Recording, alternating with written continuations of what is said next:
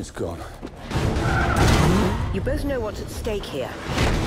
For the 23rd time in its history, Bond returns with the cryptically titled Skyfall, which is named after the family home of the Bonds in the Scottish Highlands. In this 50th anniversary year, Bond firmly becomes a man of the current millennium. After he was presumed dead during a frantic opening mission in Istanbul, Bond drops off the grid. He spends his time swirling around the rim of a shot glass until MI6 is attacked. Coming back to protect country and Spy Master M, played once again by Judi Dench, Bond is a broken man. A man with no past and little future that is not moulded for him by the 00 programme. He uncovers a plot that will see him pitted against Silva, a former master spy every bit as deadly as Bond, played by Javier Bardem.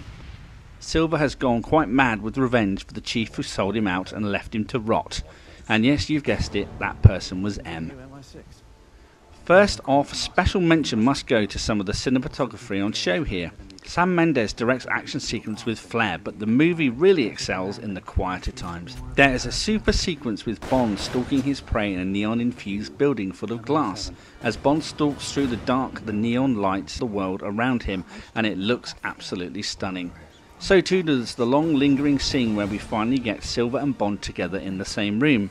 There are so many contrasting palettes at play throughout the movie, it just looks stunning at times. However, I did find the new villain Silva to unfortunately be lacking in any real menace.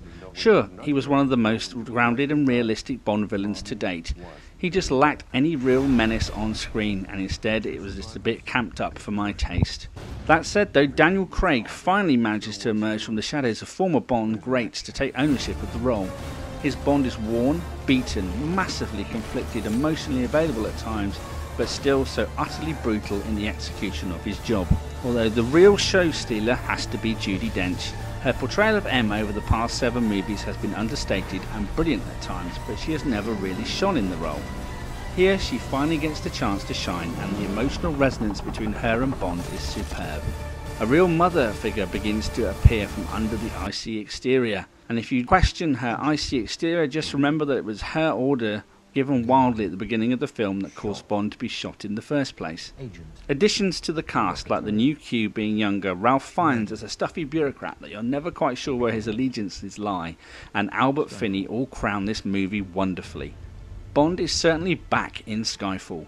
The nods to the 50 years of Bond are there, the dry humour, the girls, the cars, and spectacularly ludicrous stunts are all in place. But it's Mendes and his team that have managed to imbue Bond with a real soul. I'd heartily recommend Skyfall to old-time Bond fans, action fans, and those just out there on a Saturday night looking for a good movie to watch. The path to making Skyfall was fraught with problems, what with MGM looking like it was gone forever. Thankfully, Bond's back, and it does show you can teach an old dog new tricks.